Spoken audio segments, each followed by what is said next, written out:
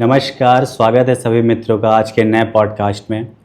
पिछले 2 पॉडकास्ट में हमने अनंत श्री से काम वासना के विषय को लेकर एक बृहद चर्चा की है, एक बातचीत की है। जिन मित्रों ने नहीं सुना है वो अनंत श्री चैनल पे जाएं, उसको ज़रूर सुनें।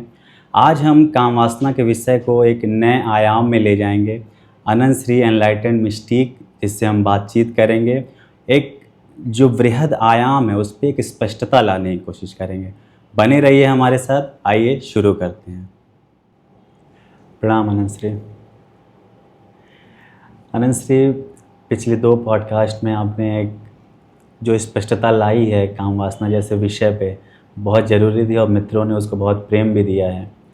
आज अनंत श्री हम एक स्पिरिचुअल एंगल को लेके आएंगे जो बहुत ज़्यादा कन्फ्यूज़न पैदा करता है लोगों में और बहुत ज़्यादा उलझा देता है लोगों को। अतीत में कई गुरुओं ने सेक्स और स्पिरिचुअलिज़म को लेके बहुत ज़्यादा बातें की हैं।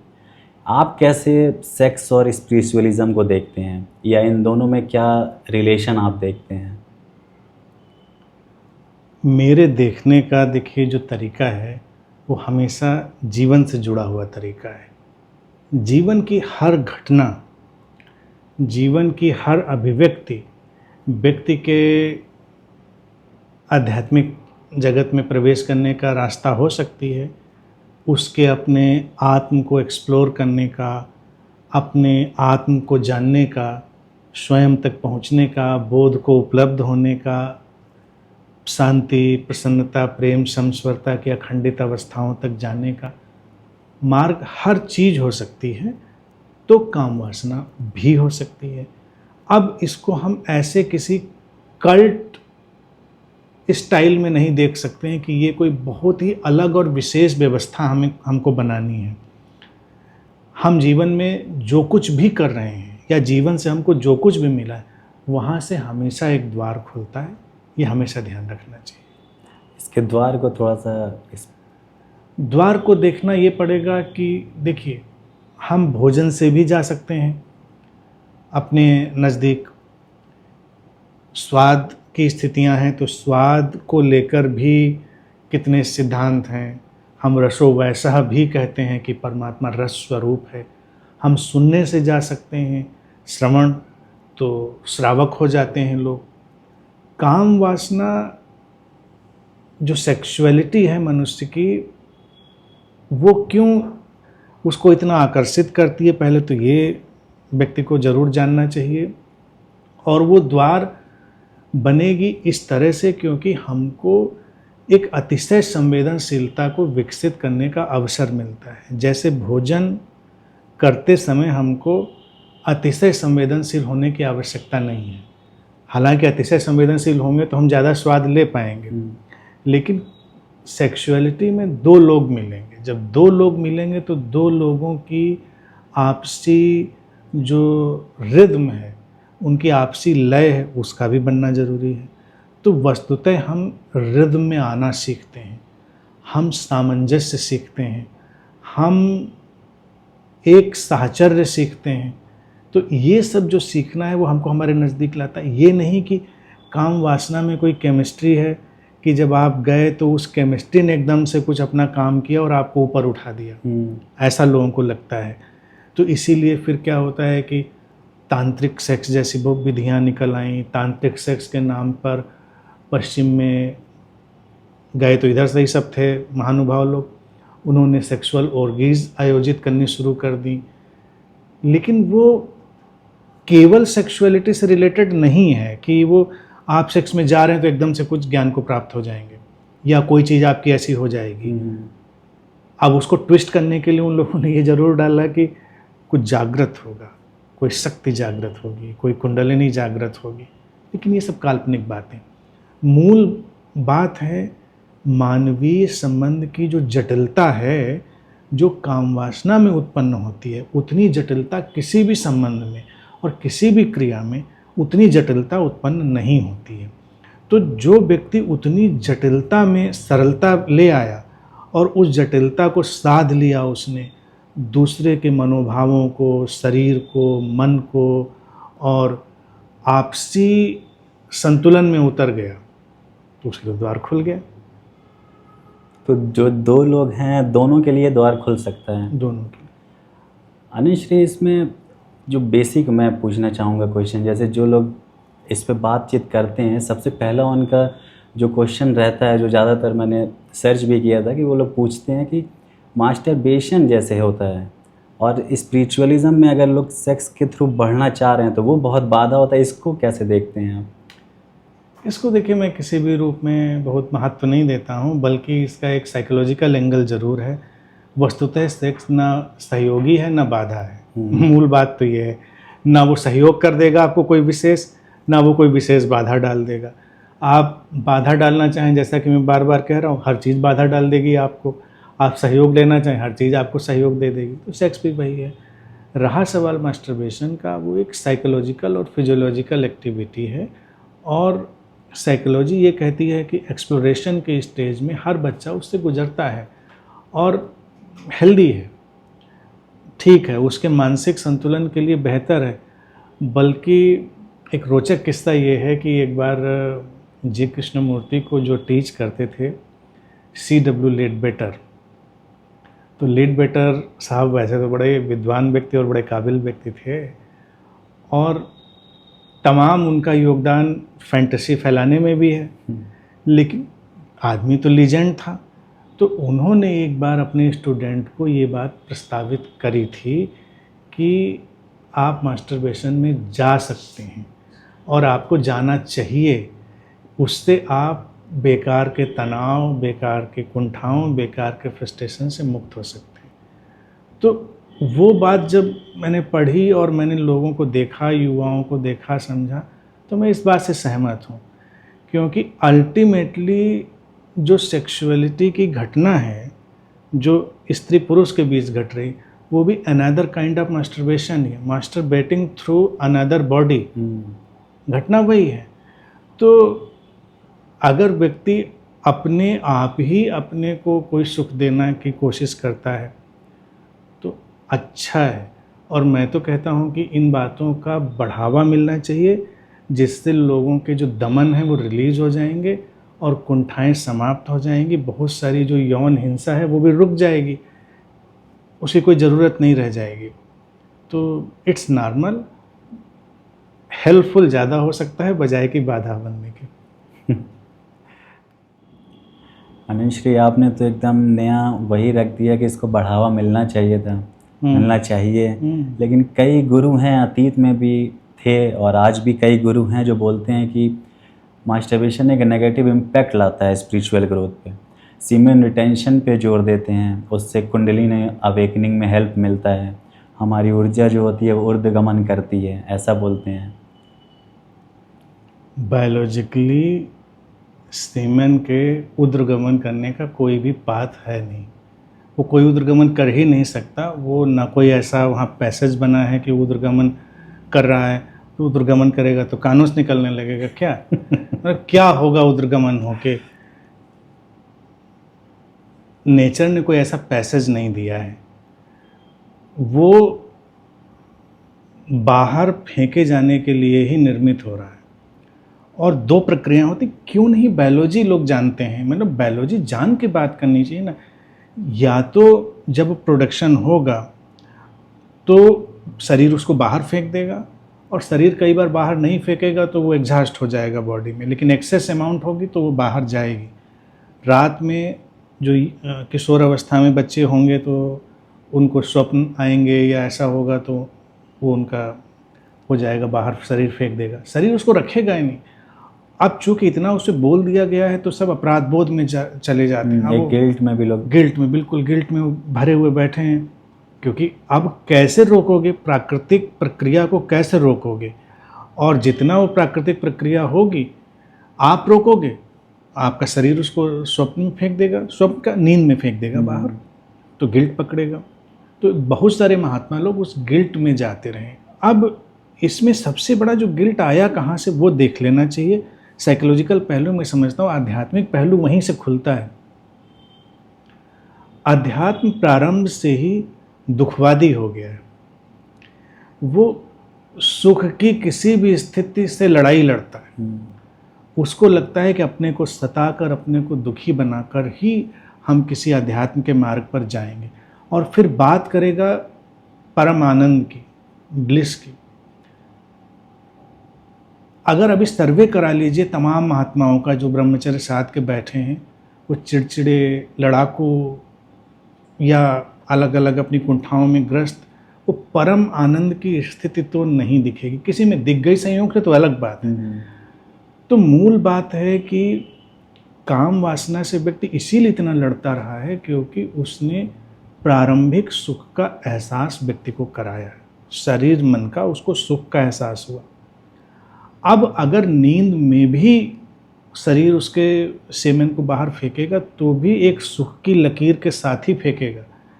उसके स्वप्न में ही सही एक सुख की लकीर मध्यम से सही वो खींचेगी। अब वो अपराध बोध में जाएगा, ये गलत हो गया। इसको स्वीकार कर लेना चाहिए कि जीवन सुख में जाना चाहता है। अब हम सुख को तलाश करेंगे, वहाँ पर काम वासना और अध्यात्म का रिश्ता बनेगा। उसे भाग कर नहीं, कैसे जुड़ेगा उसको अभी हम देखते हैं। पहले तो यही कि ये कोई उद्रगमन नहीं होता। कुंडलिनी जागरण एक परिकल्पना है, एक हाइपोथेसिस है, कॉन्सेप्ट है। व्यक्ति के भीतर जागरण होता है।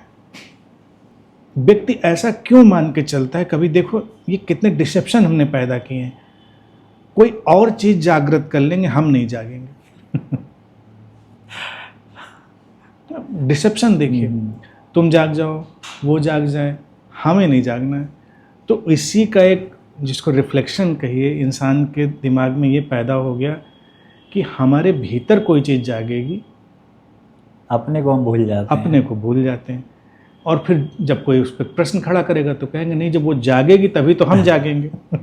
तो हम सीधे सीधे क्यों नहीं आ जाते कि हम ही जागेंगे। हमको जागना है, हमको अपने को जागृत बनाना है। और जैसा पहले भी मैंने कहा कि ये बात मैं बिल्कुल प्रस्तावित करूंगा लीड बेटर की तरह। अगर हम इन सब बातों को प्रस्तावित करें, बढ़ावा दें, तो यौन हिंसा की तमाम घटनाएं बंद हो जाएंगी। यौन हिंसा की ज़रूरत नहीं रहेगी, यौन हिंसा की विक्षिप्तता भी नहीं रहेगी, क्योंकि व्यक्ति एक प्लेजर की वो चीज़ तो जान ही चुका होगा कि यही होता है। अब यही होता है तो इसमें क्या बहुत महान चीज़ हो रही है और क्या हीन चीज़ हो रही है, वो सब जान चुका है। फिर आध्यात्मिक रास्ता कहाँ पर खुलेगा काम वासना में? जब दूसरे से आप संबंधित होंगे तो आप एक चुनौती में प्रवेश करेंगे। अब आपको विचार के तल पर, भावना के तल पर, शरीर के तल पर, हर तल पर आपको एक सामंजस्य बिठाना है। जब आप सामंजस्य बिठाते हैं तो आप देखिए जैसे कोई पजल है, पजल के बिखरे हुए टुकड़े हैं, आप उन टुकड़ों को अपनी जगह पर रख रहे हैं, आप जागृत हो रहे हैं। अभी के स्त्री पुरुष संबंधों को हमने अध्यात्म से रहित कैसे बनाया कि वो सीधे काम वासना पर फोकस्ड है। वो पजल नहीं सॉल्व कर रहे हैं, वो विचार के उलझाव नहीं सॉल्व कर रहे हैं, भावना के उलझाव सॉल्व नहीं कर रहे हैं, संवेदनशीलता के उलझाव सॉल्व नहीं कर रहे हैं। सीधे कृत्य में जंप कर जाओ। एक ऑब्जेक्टिफिकेशन, एक ऑब्जेक्टिफिकेशन है। विवाह भी वही ऑब्जेक्टिफिकेशन है। इसके बाद सब उलझ के रह जाते हैं। अब उलझ के रह जाते हैं तो सोचते हैं हम तो सांसारिक लोग हैं, हमें तो कहाँ आध्यात्म की साधना होनी चाहिए थी। फिर चलो सत्संग करते हैं, प्रवचन सुनते हैं। फिर वही उलझे हुए लोग ब्रह्मचर्य के प्रवचन भी सुनेंगे, वही उलझे लोग काम वासना से अध्यात्म जगाने के प्रवचन सुनेंगे और उलझते चले जाएंगे। मूल बात है वो काम वासना से नहीं जागना था, उस एक्टिविटी से नहीं जागना था। यहीं पर तंत्र भी हमारे यहाँ कहता है, तो वो विज्ञान भैरव तंत्र ने इस पर विधि दी है। और मैं हैरान रहता हूँ कि तंत्र के नाम पर इतना उलझाव कहाँ से लोगों ने पैदा कर दिया। एक भैरवी साधना और ये सब साधनाएं चली तो वहाँ पर स्त्रियों का उपयोग ही वस्तुतः करते रहे वो लोग, वस्तु की तरह। एक समय कापालिक संप्रदाय था, तो वो लोग तो लड़कियों के अपहरण करने का ही काम करते थे। कोई सुंदर लड़की देखी और ज़बरदस्ती अपहरण कर ले जाते थे। कापालिकों का बहुत विरोध हुआ, बड़ी मुश्किल से उनके देखा जाए आतताई व्यवहार को शांत कर पाया समाज, और वो साधना के नाम पर। लेकिन साधना में उनके लिए स्त्री ऑब्जेक्टिफाई हो गई। वो तो जाग रहे हैं, लेकिन जाग क्या रहे हैं? जागे हुए कहीं दिखाई तो नहीं दिए हमें। आज भी कोई दिखाई तो देते नहीं। यहाँ से कोई नहीं जागेगा। विज्ञान भैरव तंत्र शुद्धतम ग्रंथ है ध्यान और साधना का। वहाँ पर 2 विधियाँ दी गई हैं काम वासना से संबंधित, और वो विधियाँ ही सामंजस्य को बताती हैं। हमने उसको विस्तार से बोला है, यूट्यूब पे पढ़ा भी है विज्ञान भैरव तंत्र के सीरीज़ में, मित्र जाके सुन सकते हैं उसको। उसमें वो कहते हैं कि जब आप संपर्क में होते हैं और आपके शरीर के कंपन एक दूसरे में घुलने मिलने लगते हैं, शरीर, मन, भावनाएं उनके कंपनों में प्रवेश करो। विधि के एग्जैक्ट वर्ड्स क्या हैं वो देख के बताए जा सकते हैं, लेकिन कंपनों में प्रवेश करो। जब कंपन आए तो कंपन में पूरी तरह डूब जाओ। अब कंपन क्या है? हम कभी किसी के साथ मिलते हैं तो एक कंपन शुरू होता है, शरीर के तल पर, विचार के तल पर, भाव के तल पर, संवेदना के तल पर। ये जटिल मामला है। स्त्री पुरुष के साथ उस समता में उतरना संसार की सबसे सुंदर चीज हो सकती है।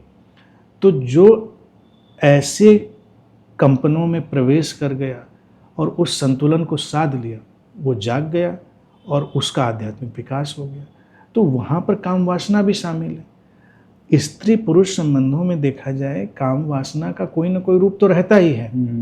भले हम उस रूप को स्वीकार न करें तमाम सामाजिक घटनाओं में, लेकिन उसमें सेंसुअलिटी का एक पार्ट रहता है। कई जगह हम उस सेंसुअलिटी को सब्लिमेट कर लेते हैं, थोड़ा उच्च दर्जे से व्यवहार कर लेते हैं, लेकिन जब स्त्री पुरुष मिलेंगे तो प्राकृतिक उनका ढांचा ऐसा है कि उनमें सेंसुअलिटी का कोई पार्ट रहेगा। अब उस पार्ट को हम कितनी खूबसूरती से अपने जीवन में लाते हैं, सब कुछ उससे बनता है। नहीं तो काम वासना की विकृति में तो बलात्कार भी हो रहे हैं। अब बलात्कारी व्यक्ति को लोग हमेशा देखते हैं कि वो क्या सेक्स के लिए बलात्कार करने गया था? नहीं, मैं हमेशा बात करता हूँ, आधिपत्य के लिए गया था। वो आधिपत्य करना चाहता है, वो जीतना चाहता है किसी को। सेक्स में भी ये चीज़ है कि व्यक्ति के भीतर अगर वो चेतना का विकास, संवेदनशीलता का नहीं हुआ तो वो जीतने का। पशुओं में देखिए, एक शक्तिशाली पशु लड़ाई लड़के सबको जीत कर इकट्ठा कर लेना चाहता है। उसकी सब जो मादाएं हैं इकट्ठी हो गई, एक नर, जब डिस्कवरी पे सुनो, अब इस नर ने इस झुंड पर अपना कब्जा कर लिया है और बाहर से आए हुए नर को उसने पराजित करके भगा दिया है, जीत लिया है। अब जिनके पास शक्ति थी 10-10 शादियाँ कर लेते थे राजे महाराजे, या आज के समय में भी जो लोग सक्षम हैं, क्यों कर रहा है? क्या वो काम वासना के लिए कर रहा है? नहीं, शक्ति के लिए, आधिपत्य के लिए। अच्छा नंसी, जैसे आप समझा रहे हैं तो ऐसे अगर देखा जाए तो एक दूसरे की आदमी रेस्पेक्ट भी बहुत ज़्यादा करने लगेगा। अगर सामंजस्य होने लगा फिर ऑब्जेक्टिफिकेशन जो होता है वो तो पूरा ख़त्म ही हो जाएगा। खत्म हो गया। इसीलिए तंत्र साधना में, विज्ञान भैरव तंत्र में इसको बहुत पवित्रतम रूप दिया गया कि स्त्री को देवी हमने उसी समय माना, और स्त्री की पूजा भी उन्हीं साधनाओं में शुरू हुई, क्योंकि आपके लिए वो स्त्री हो या पुरुष, दोनों के लिए वो बिल्कुल दिव्य हो जाएंगे, पूज्य हो जाएंगे। कोई आक्रमण नहीं है, हम एक दूसरे की तरंगों में घुल मिल गए हैं। लेकिन ये तो अतिशय प्रेम और अतिशय सम्मान में खड़ा होगा ना। ये ऐसे तो प्रैक्टिकल एक्सपेरिमेंट है कि हम कोई सब्जेक्ट कहीं से लाए और प्रैक्टिकल कर लिया। एक एक्सपेरिमेंट के तौर पे अनंत, ऐसा सुनने में भी आता है कि स्पिरिचुअल सेक्स लोग बना लिए हैं, ट्रांसेंडेंटल सेक्स बना लिए हैं।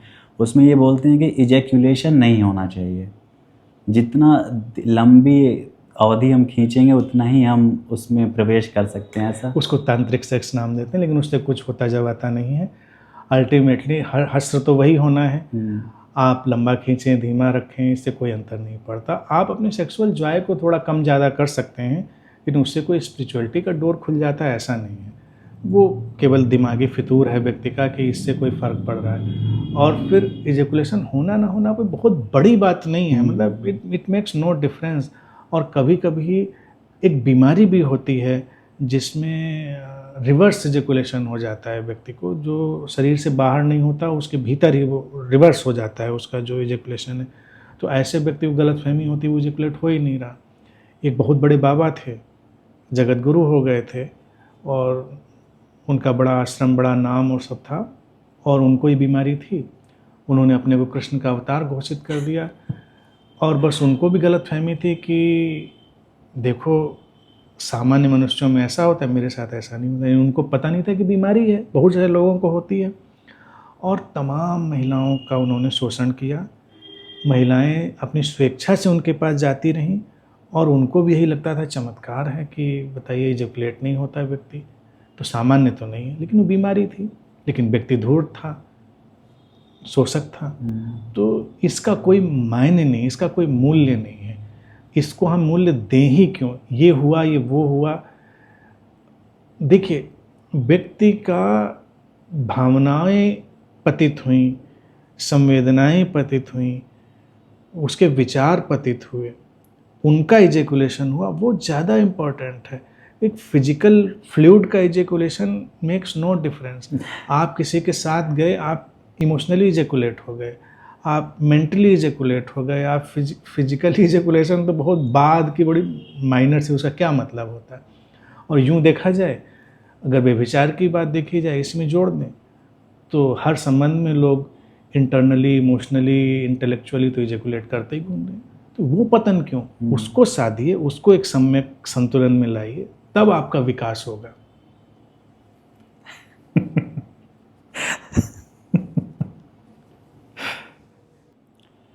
अनंत श्री, कई साधक हैं या कई जो साधना में नहीं हैं, वो भी अगर सेल्फ स्टिमुलेशन में या सेक्सुअल एक्टिविटी में जो म्यूचुअली होता है, उसमें जाने के बाद वो लोग एक गिल्ट फील करते हैं सेक्सुअल एक्टिविटी के बाद कि मुझे ऐसा नहीं करना चाहिए था, या लो फील करने लगते हैं वो।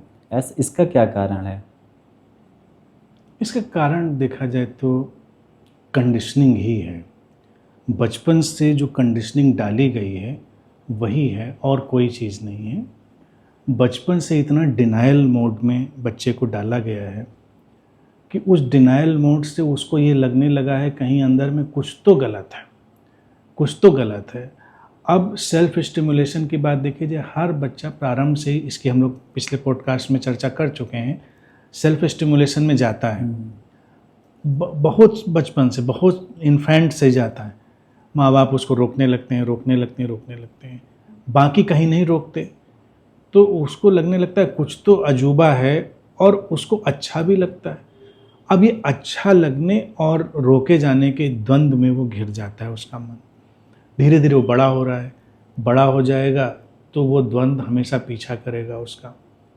वो ये नहीं समझ पाता मन कि अच्छा भी लग रहा था और हमको रोका भी जा रहा था।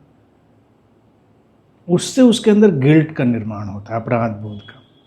माता पिता या सामाजिक जो लोग गुरुजन आसपास होते हैं, वो उस फिनोमिना को समझाने में अक्षम होते हैं कि वो एक ये सीमा रेखा बताएं उसको।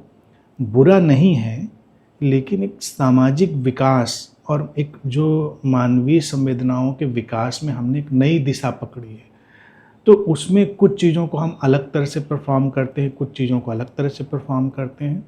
ये सिखाना, जैसे तमाम चीज़ें हैं तो उनका हम सार्वजनिक रूप से उपयोग तो नहीं करेंगे।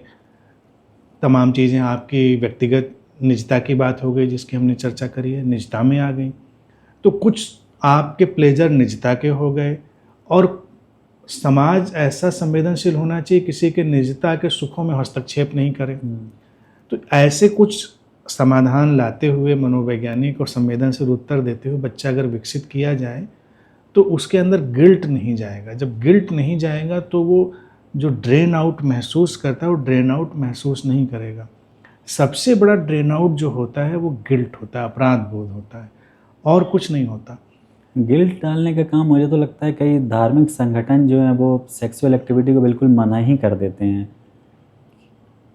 देखिए, वो इसीलिए मना कर देते हैं कि सुख विरोधी हैं, एक तो नंबर एक यही बात है।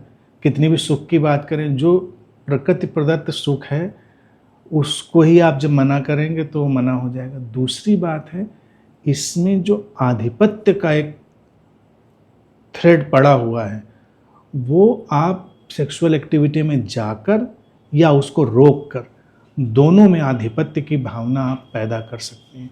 तो व्यक्ति को थोड़ा विजयी का एहसास होता है। जो संस्थाएं भी जब रोकती हैं तो वो अनुयायियों को ज़्यादा पकड़ती हैं, बल्कि वो संस्थाएं ज़्यादा सफल हो सकती हैं। अब जैसे मान लीजिए कुछ पारस्परिक दो स्त्री पुरुष हैं, उसमें दो स्थितियां, एक व्यक्ति आक्रामक होकर जा रहा है किसी के पास काम वासना मांगने, तो एक ये आधिपत्य की भावना जताने की कोशिश उसकी हो गई, और एक व्यक्ति इनकार करता है कि नहीं, तो वो निगेटिवली आधिपत्य दिखाने की कोशिश कर रहा है कि हम तुम्हारे किसी भी ऐसे उसमें सहयोग नहीं करते। तो आधिपत्य दोनों तरफ से है। तो जब ये डिनायल मोड होता है तो डिनायल मोड का सेक्सुअलिटी से कम आधिपत्य पैदा करने की भावना से रिश्ता ज़्यादा होता है। तो संस्थाएं या गुरु लोग जब मना करते हैं तो अपरोक्ष रूप से वो पकड़ लेते हैं, अपने शिष्यों को पकड़ लेते हैं, क्योंकि कुछ ऐसी चीज़ जो निसर्ग उनके भीतर से धक्का मार रही थी उन्होंने रोक दिया। व्यक्ति को विजयी होने का एहसास हुआ, कुछ तो हमने विजय का काम किया। और फिर क्या होता है, इसमें एक और मनोवैज्ञानिक भावना पड़ी थी। आम व्यक्ति जो थका हारा, कमज़ोर, टूटा हुआ, वो जीवन में किसी भी चीज़ पर तो विजय पा नहीं पाता है, लेकिन काम वासना एक ऐसी निरीह सी चीज़ है जिस पर वो विजय पा सकता है। हालांकि लोग विजय नहीं पा पाते लेकिन पा लेते हैं। देखो, भूख प्यास पर विजय पाना मुश्किल है, वो तो आपको कुछ ही समय में विचलित कर देगी जब आपको शरीर को भोजन देना ही है। काम वासना के बारे में मैंने हमेशा ये बात कही, पिछले हम लोग सेशन में भी बात कही थी कि भूख प्यास जैसा नहीं, जैसे लोग तुलना करते हैं, आप मरेंगे नहीं उससे, भूख प्यास से तो मर जाएंगे, काम वासना से आप मरेंगे नहीं। तो आप उसको रोक सकते हैं। रोकने में आपको कम से कम एक एहसास हुआ कि हमने कुछ तो जीत लिया, और जीता ऐसा सच आपने कुछ भी नहीं। कोई भावना ऐसी थी जिसको आपने रोक लिया। अब अगर इस व्यक्ति को क्रोध पर विजय पा लो तो बड़ा मुश्किल है। क्रोध तो आता है, झंझोड़ के चला जाता है, तो वो तो बाद में पता चलता है तो मैं क्रोध आ गया। अपनी अशांति पर विजय पा लो, अपने उदासी पर विजय पा लो, तमाम ऐसी चीज़ें जिन पर विजय पा लो तो वो मुश्किल है। लेकिन काम वासना इन सारी भावनाओं में, दूसरे लोग कहेंगे, पुराने शास्त्र भी कहते हैं सशक्त है, मैं कहता हूँ सबसे निरीह है। सशक्त व सक्त नहीं, सबसे निरीह है। आप थोड़ा सा मनोबल बढ़ाइए, थोड़ी सी अपनी वैचारिक शक्ति बढ़ाइए, उसको आप दमित कर सकते हैं।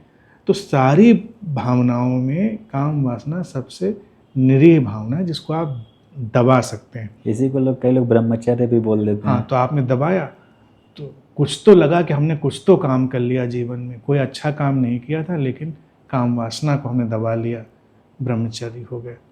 ब्रह्मचारी होके क्या हो गया ये तो कभी एनालाइज नहीं किया आपने कि आपको सचमुच में क्या मिला, लेकिन एक विजय का एहसास मिला। और जीवन में हर इंसान विजेता होना चाहता है, तो ये विजेता होने के एहसास में काम वासना बड़ा रोल प्ले करती है, वो एक गुत्थी है। अच्छा नंसी, सेक्सुअल एक्टिविटी जो है, काम वासना, सेक्स, ये एक नए जीवन को जन्म देती है, तो क्या इसका रिश्ता मृत्यु के तरफ से भी जोड़ता है? तंत्र में जब चर्चा होती है तो इस फिलॉसफी पर बात होती है, जो कि सुंदर और समझने योग्य फिलॉसफी है, क्योंकि वो दर्शन कहता है कि चूंकि जन्म देने की एक शक्ति है जिस प्रक्रिया में, उसी प्रक्रिया में मृत्यु भी शामिल होनी चाहिए, क्योंकि दोनों ध्रुव एक साथ होते हैं। तो इसीलिए काम वासना में जो अचानक एक वैली आती है, घाटी आती है, खालीपन आता है, तंत्र उसको इसी दृष्टि से सामने रखता है कि अभी कंडीशनिंग से बात हट रही है। कंडीशनिंग इस चीज़ को और ख़राब कर देती, विकृत कर देती है, लेकिन तंत्र दर्शन कहेगा कि वो एक वैली एक्सपीरियंस है, घाटी अनुभव है जब आप मृत्यु में प्रवेश करते हैं। अब काम वासना आपको दो दर्शन देगी, या तो सृजन के, जन्म का, या मृत्यु का। लेकिन मृत्यु हमेशा कुरूप और खतरनाक है ऐसा तो नहीं, मृत्यु भी तो सुंदर हो सकती है। विध्वंस जो सृजन में ले जाए वो सुंदर भी हो सकता है। तो तंत्र दर्शन ये भी कहता है कि वो जो वैली एक्सपीरियंस है, जो घाटी अनुभव है, वो बड़ा सुंदर भी हो सकता है, लेकिन अगर उसको हम इतनी कंडीशनिंग फ्री होकर देख पाएँ, वस्तुतः वो मृत्यु का अनुभव है।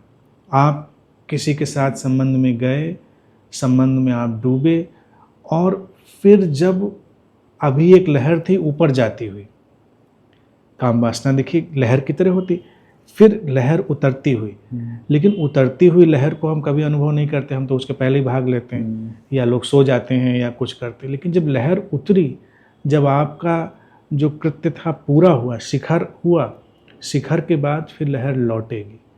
जब लौटेगी तो वो घाटी अनुभव है, वो घाटी अनुभव मृत्यु का अनुभव है। उस समय आपको एक खालीपन, एक शून्यता, उसका बोध होगा। तो ये दोनों शिखर और घाटी दोनों जुड़े हुए सुंदर है।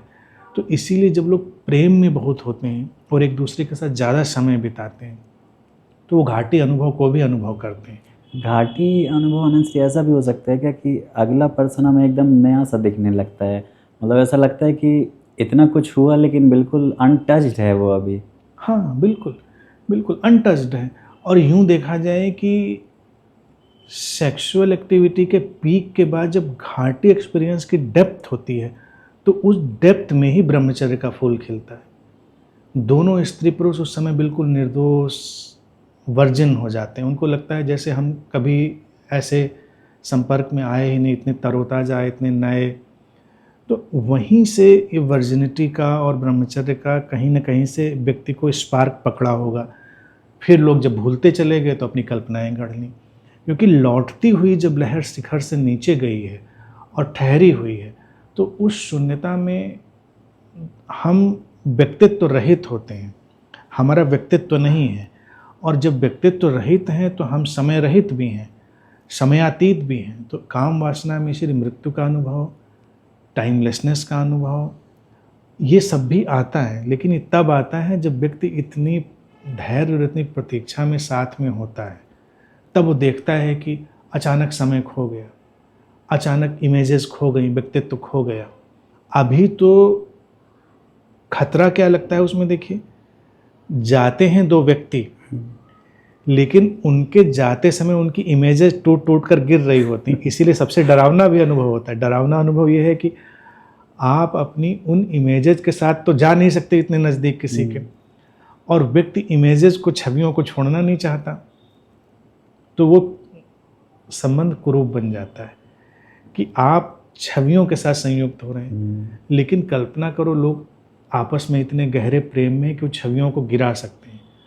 तो वो छवियों को जब गिरा कर गए तो वो विशुद्ध स्त्रैणता और पौरुषता की तरह मिले, व्यक्तित्व उनका तिरोहित हुआ। और गहरे गए तो वो एक विशेष स्त्री और विशेष पुरुष न रहकर स्त्री और पुरुष की एक जो शुद्ध स्थिति है वो बन गई, व्यक्तित्व रहित, छवि रहित।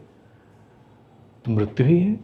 जो जाना पहचाना व्यक्ति था वो मर गया, और जब जाना पहचाना व्यक्ति मर गया तो समय भी नहीं रहा। समय तो हमारी इमेजेस के कारण है, छवियों की कंटिन्यूटी के कारण।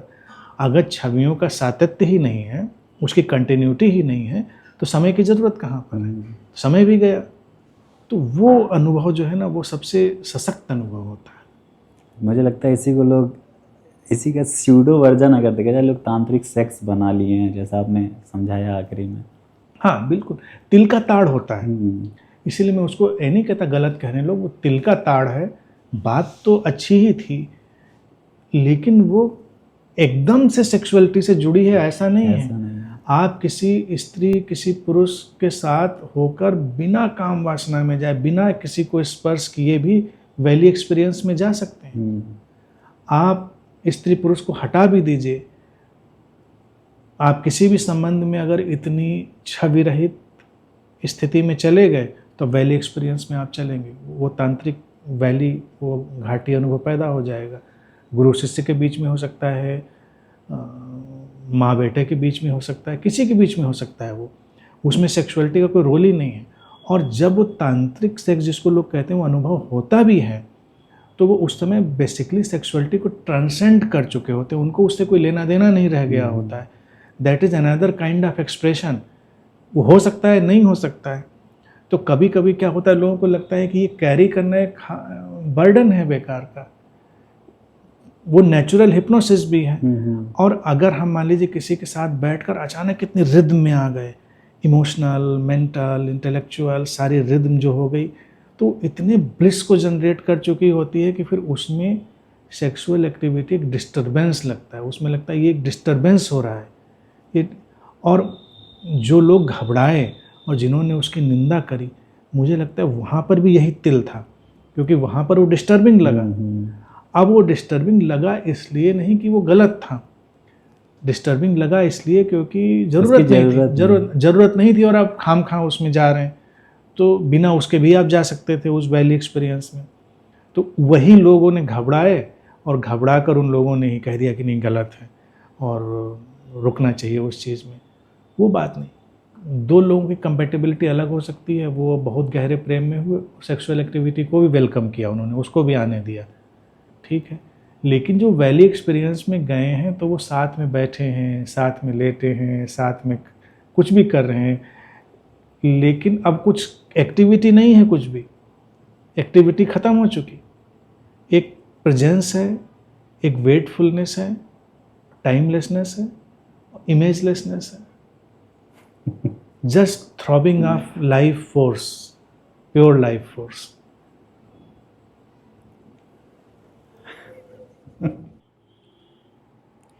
सभी मित्रों का आभार। आप सभी ने अनंत श्री पॉडकास्ट को बहुत सारा प्रेम दिया है।